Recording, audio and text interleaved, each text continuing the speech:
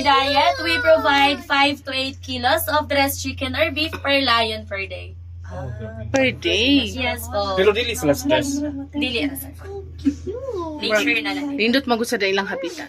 Dako na silang area ma. Mas napa sila yuta kaysa ako na sila 1.2 hectares. Ang ako is napa sa kaang. Sa naon din sila. Oo. Napay 1.2, napay kinaon nga Ikaw na 8 years kilos. Pila ni sila kabuok? 5 in all, but then lions are territorial, so cannot be to put together ang duha. Ang duha is from Germany, then kaning tulo is from France. Social, no? Taga European, di sila European. Yes, for their lifespans, they can live up to 12 to 15 years in the wild and 20 to 25 years in captivity. So more longer in captivity because there is no need for them to hunt anymore.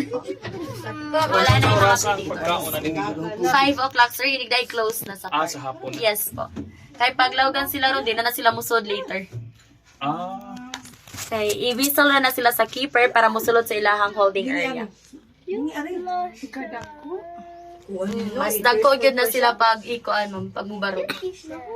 Sa matimingan lang. May tag-roar na siya. Matimingan lang gyud pod, may gani nagmata na naron. Kay supposed to be kung arong orasa is natulog pa na sila. Kay nocturnal sila, so mas active gyud sila unya gabi. Ang isa po nagmata na sad pero galidan pa rin. Later Nagmuni-muni pa na na sila siya. mo, totally awake yet, fully awake. Nagmuni-muni. Wala. Wala sir, nature na nila. Mubo lagi yung yung main niya. Ang gwapo og main katong natulog si Max. Oo. Hindi kita siya main. Si Jack ni siya. Jack, Max, Bogoy, karang isa nga gamatapod. Pag abutan na nila is gagmay pa na, miss. 2 years old na sila gidadi ri mag.